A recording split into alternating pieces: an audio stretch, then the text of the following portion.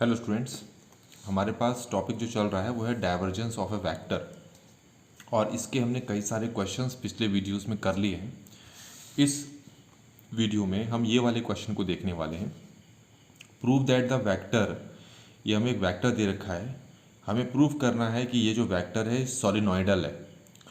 तो आपको ये पता होना चाहिए कि सॉलिनॉइडल वेक्टर क्या होता है।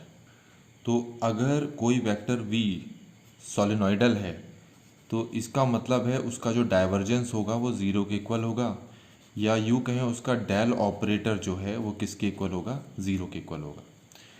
तो हमारे पास ये जो वेक्टर यहाँ पर दे रखा है इसका भी हमें डेल ऑपरेटर फाइंड करना पड़ेगा, डेल ऑपरेटर के साथ इसका भी डॉट प्रोडक्ट फाइंड करना पड़ेगा, दूसरे शब्दों में इसका डाइवर्जेंस फाइंड करना पड़ेगा। तो करते हैं। तो डाइवर्जेंस ऑफ v का मतलब है i cap curly over curly x, j cap curly over curly z, k cap curly over ये y है और ये z है। डॉट ये पूरा का पूरा वेक्टर लिख लेते हैं 3y4 z square i cap, 4x³ z square j cap, -3x square y square k cap. अब डॉट प्रोडक्ट की खासियत आपको पता है, आई कैप वाला आई कैप वाले के साथ होता है। इसको जब इससे मल्टीप्लाई करेंगे तो ये है partial differentiation with respect to x. तो इस पूरे का अगर हम x के रिस्पेक्ट में डिफरेंशिएट करें तो कुछ भी आंसर नहीं आएगा, आंसर मतलब ज़ीरो आएगा क्योंकि यहाँ पर x है ही नहीं।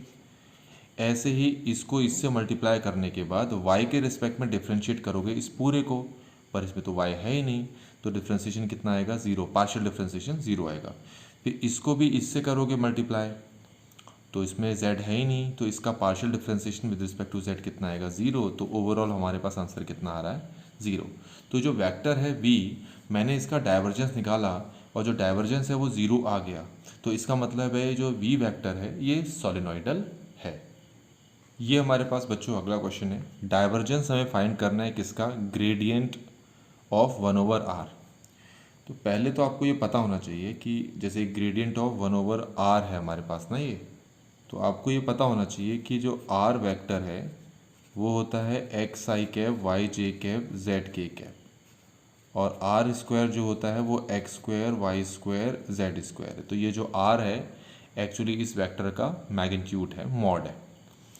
तो इस पूरे क्वेश्चन को करें तो पहले आपको जो ग्रेडियंट मैंने टॉपिक करवाया था उसको देखना ज़रूरी है। तो ये आपको पता होना चाहिए कि ग्रेडियंट, किसी भी फंक्शन का ग्रेडियंट अगर हम निकाल रहे हो तो उसका मतलब है कि उस फंक्शन को डेल ऑपरेटर से मल्टीप्लाई कर देते हैं, ये मतलब है। अब यहाँ पर ग्रेडियंट फाइंड करना है हमें 1/r, तो इससे पहले हमें ग्रेडियंट ऑफ आर एन निकालना आना चाहिए, मतलब डेल ऑपरेटर आर एन हमें निकालना आना चाहिए। तो अगर हम del operator multiply r n इसको निकालें, ये आपको मैंने ऑलरेडी पहले ड्राइव करा चुका हूँ, इसलिए उसको याद भी रखना है आपने।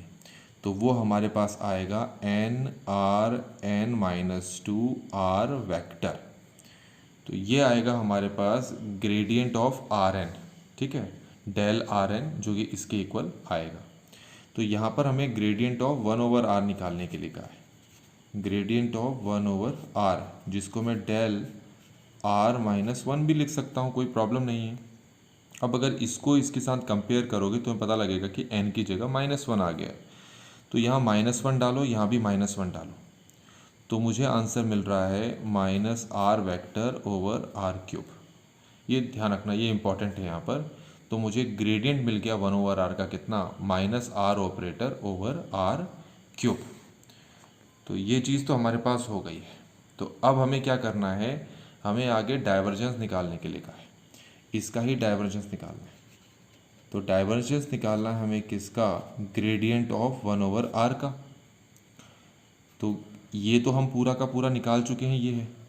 तो इसका सीधा सा मतलब है कि हमें डाइवर्जेंस फाइंड करना है इसका, -r वेक्टर ओवर r³, जिसको मैं ऐसे लिख सकता हूँ, ज़रा गौर करें, डाइवर्जेंस -r वेक्टर r⁻³ ठीक है।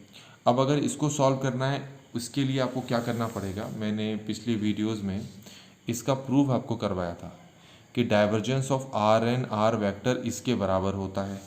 तो इसको ज़रा आप इसके साथ कंपेयर करके देखो इन दोनों को, तो आपको दिखाई देगा कि यहाँ r की पावर n है और यहाँ r की पावर -3 है। तो इस n की जगह अगर मैं -3 लिख दूँ तो यहाँ भी -3 और यहाँ भी -3 लिखना पड़ेगा। तो मुझे इसका डाइवर्जेंस ये मिला है, तो ऐसे इसका डाइवर्जेंस भी क्या होगा, कुछ कुछ ऐसा होगा।